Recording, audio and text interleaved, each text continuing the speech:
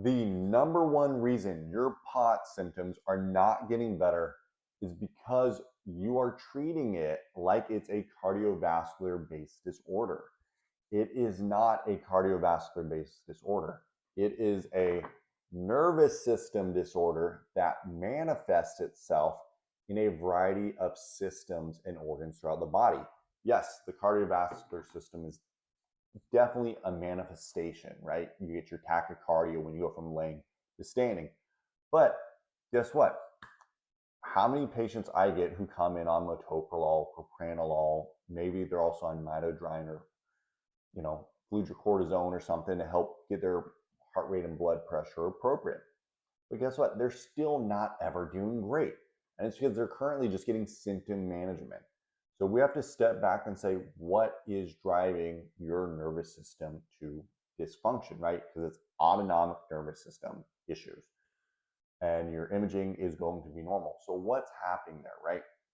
From a nervous system perspective, we really need to be looking at the visual system, not just like, do you need a prescription, but how well does your brain control your eyes? This is routinely off, I see in roughly 75% of POTS patients.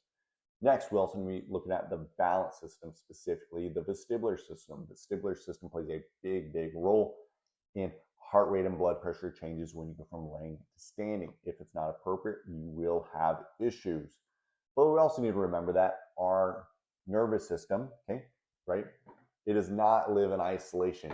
And the health of our body, specifically, if we want to look at this as a whole, just the immune system. The immune system will drive nervous system dysfunction. So what's happening there? What's happening with gut health? What about food sensitivities? What about gut health? What about chronic infections? What about autoimmune responses? What about your mast cell stuff, right? When we look at these things together as a complete picture, and we realize that most people with POTS symptoms do not have one issue. They have 3 to 5 things that when you add them together explains why they have the cardiovascular based responses.